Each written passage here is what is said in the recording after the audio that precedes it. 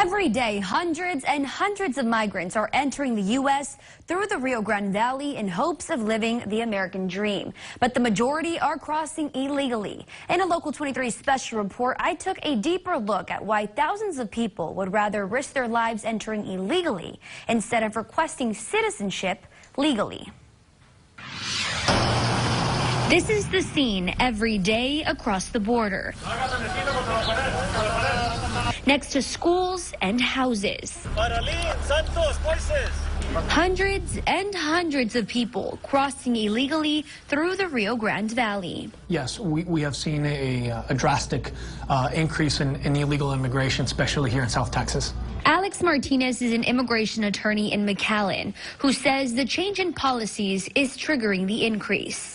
The policies have now been announced to be more lax, to be more flexible due to the change in administration, and that has definitely been an opportunity for the individuals who are in the business of bringing in people illegally.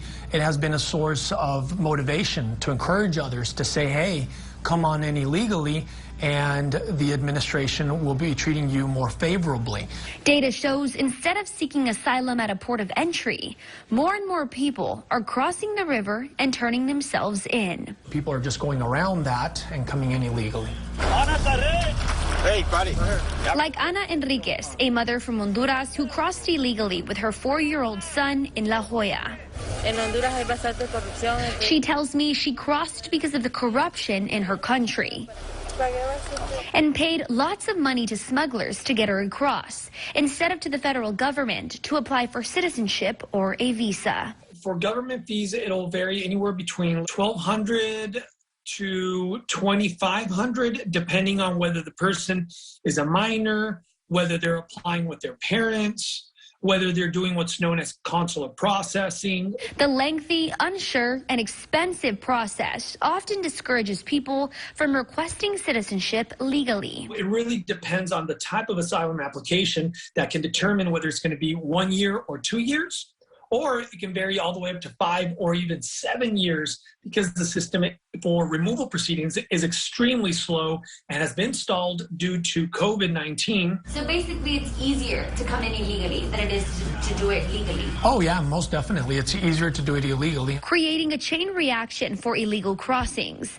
like Ana, who was taken by Border Patrol, where with current policies will be processed and likely released, free to go with her family, already living in the country. They are issued a document that says, we have processed you. You in the future will be cited to go to an immigration court. These individuals that are receiving these documents do not understand, they do not appreciate the depth, the meaning of these documents. And from their standpoint, it's seen as a permit. It's seen as a permiso.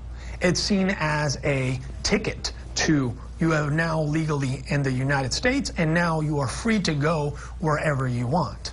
Creating no incentive for those seeking the legal path to citizenship. The practice right now is that once you're caught, and if you are returned, then you just continue trying over and over again. Right now, neither the Biden administration nor Congress have changed the current path to citizenship. Until we have a final bill that we cannot determine who qualifies and who doesn't.